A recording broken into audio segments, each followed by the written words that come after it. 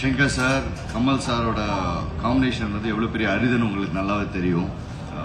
இந்தியன்ன்றது எவ்வளோ பெரிய ஒரு வார்த்தை. அந்த படத்தில் நான் இருக்கின்றதை நான் பெருமையாக நினைக்கிறேன். நான் எவ்வளோ பெரிய பெருமைன்னா நம்ம எல்லாம் பார்த்துருக்கோம். 96 அந்த படத்தை பார்த்துருக்கோம். அதோட கண்டினியூட்டியில் நான் ஒரு சின்னதாக இருக்கேன்னும் போது அது பெருமையான விஷயம். I thank to Shankar sir, Kamal Haasan sir, Lyca sir, லைக்கால Subaskaran sir, red giant Udhayanidhi sir, எல்லாத்துக்குமே எல்லா நிபுணர்களும் ப்ரொடியூசர்ஸ்லேருந்து எல்லாமே thank. Special thank to Shankar sir. இப்படி ஒரு வாய்ப்பு கொடுத்தது வந்து இது சாதாரணமாக யாருமே கிடைக்காது. எனக்கு அது கிடைச்சிருக்கு. நான் செம்மையான குடுப்பண்ணில் நான் இருக்கேன்னு நினைக்கிறேன். ஷங்கர் சார் படத்தில் நடிக்கிற அந்த சாதாரண விஷயம் கிடையாது. கமல் சார் கூட ஸ்க்ரீன் வந்து அந்த அந்த நம்ம பகிர்ந்துக்கிறதுன்றது சாதாரண விஷயம் கிடையாது. கமல் சார் கூட நடிக்கிற ஒரு விஷயம். I think I'm a good luck baby. அவ்வளோதான். அப்படிங்களா? கண்டிப்பா. சாரி சார், கேமரா பத்தி அது ஷங்கர் சார் தான் சொல்லணும். அது என்ன ரோல்ன்றது வந்து ஐ எம் கிஃப்டட். அவ்வளோதான். ஒரு வார்த்தை தான் நான் சொல்லுவேன். I am so much gifted. Shankar sir வந்து இப்படி ஒரு கேரக்டர் எனக்கு கூப்பிட்டு நீங்கள் நடிக்கணும்னு சொல்கிறதே நான் ஒரு கிஃப்டட் நினைக்கிறேன். ஏன்னா பாய்ஸில் நான் சாருக்கு ஆடிஷன் அப்போ ஸ்கூலில் படிக்கும்போது கொடைக்கானலில் ஃபோட்டோ எடுத்தெல்லாம் அனுப்பிச்சிருக்கோம்.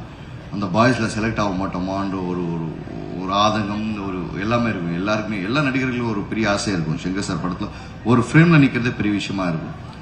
அது எனக்கு அப்போ ஆசைப்பட்டேன். இப்போ அது நடக்குது.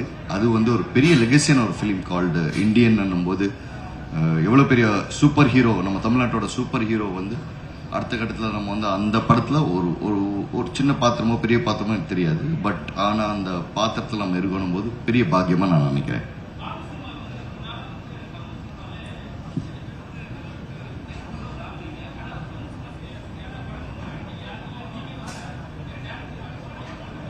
ஐயா கொஞ்சம் ஒதுங்கியிருக்க ஐயா.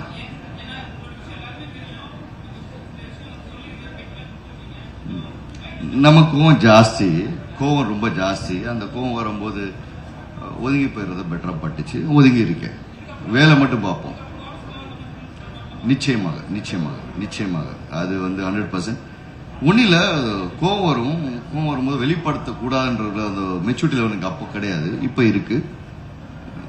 என்ன வேணாலும் பண்ணிட்டு போங்க, நான் சிரிச்சுட்டு போயிட்டே இருப்பேன். அதை தீமா வச்சிருக்கேன். That is my life. இது என்ன வேணாலும் பண்ணிட்டு போங்க. I don't care. ஸோ இனிமேல் நீங்கள் வேற ஒரு சிம்ஹா நீங்கள் என்னை பார்க்கலாம். நிச்சயம்.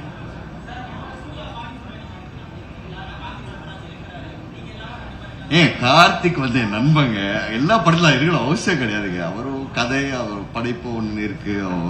Is a very legend director. Writing இருக்கணும் அவசியம் கிடையாதுங்க. அது ஒரு லவ்வபுல் மூமெண்ட் தான்.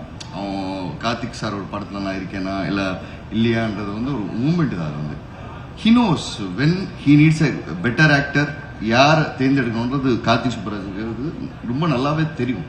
நம்ம சொல்ல அவசியமே கிடையாது. அவன் லெஜெண்ட். அவன் தெரியும் யாரு தேவை யார் தேவையில்லை. இல்ல சார், நான் இல்லை சார்.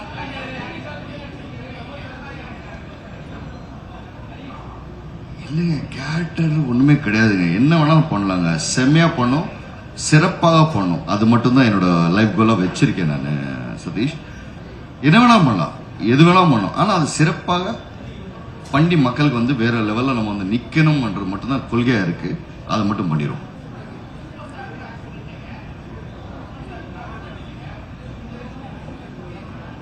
ரெண்டு லெஜெண்ட்ஸ், ரெண்டு துருவங்கள். அந்த பக்கம் ரஜினி சார், இந்த பக்கம் கமல் சார் போது வேற வேற லெவலுங்க. ஒரு ஸ்கூலுங்க. அவர் ஒரு ஸ்கூல்னா இவர் ஒரு யூனிவர்சிட்டி, இவர் ஒரு யூனிவர்சிட்டினா அவர் ஒரு யூனிவர்சிட்டி. இவ்வளவு கத்துக்கணுன்றத பார்க்கணும் தவிர்த்து இல்ல நம்ம அவரோட நடிக்கிறோம் அப்படின்ற ஒரு விஷயம் கிடையாது. நான் எவ்வளவு கத்துக்கிறேன்ற ஒரு விஷயம் தான் என் லைஃப்ல நான் ரொம்ப கவனிப்பா உணித்து பார்ப்பேன். நான் கத்துக்கிறேன். அவ்வளவுதான். கத்துக்கிட்டு போயிட்டே இருக்கேன். அதுதான் வாழ்க்கை. தேங்க்யூ. வேற ஏதாவது? நன்றி, வணக்கம். செய்திகளை உடனுக்குடனும் துல்லியமாகவும் தெரிந்து கொள்ள சப்ஸ்கிரைப் பண்ணுங்க.